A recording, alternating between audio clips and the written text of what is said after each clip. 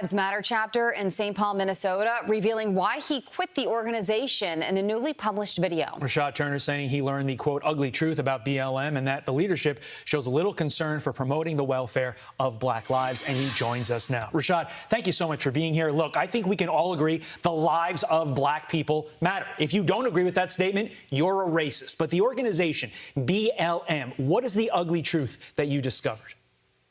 Well, I think you hit it on the head right there, right? When you call for a moratorium on charter schools, that is a direct attack on Black families, on Black children.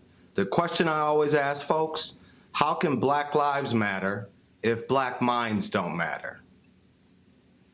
So the organization raised $90 million in 2020, and I'm curious where that money is going, and if that money is going to help Black families, to help Black children.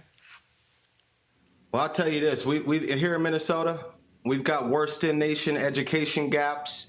And, based on the data where we have tons of schools where 4 out of 5 kids cannot read, I would say that money's not coming to Minnesota, right? If we had 90 million, heck, children would be up here reading, our schools would be better.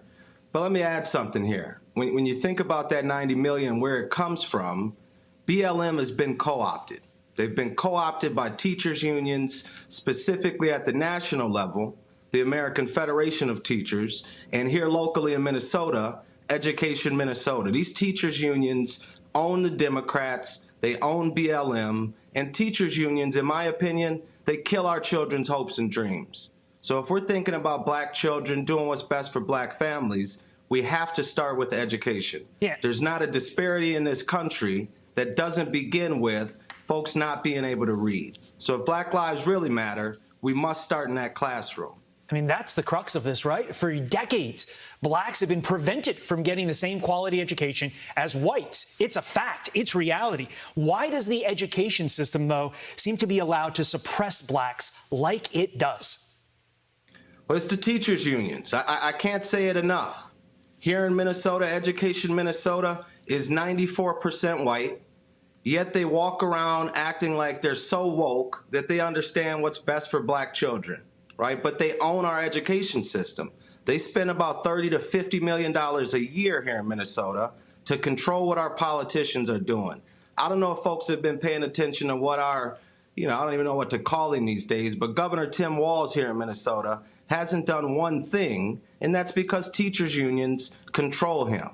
We have to start listening to parents. I mean, there's no way on earth after these 2 past school years that folks can think that things like education savings accounts aren't going to be good for families. I'll tell you, there's not one Black family in my neighborhood here in St. Paul that has said, hey, we don't want that money to follow our child.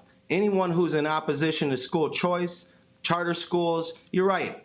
I'd say they're a racist, right? Because we know that charter schools are creating opportunities. We know that that money that is supposed to be educating our children, that's not happening here in Minnesota. We spend the most money, top states in this country on what we spend on education. However, our outcomes don't show that. We're spending millions upon millions of dollars to try and educate children. Rashad Turner, thank you very much for joining us. We appreciate your time.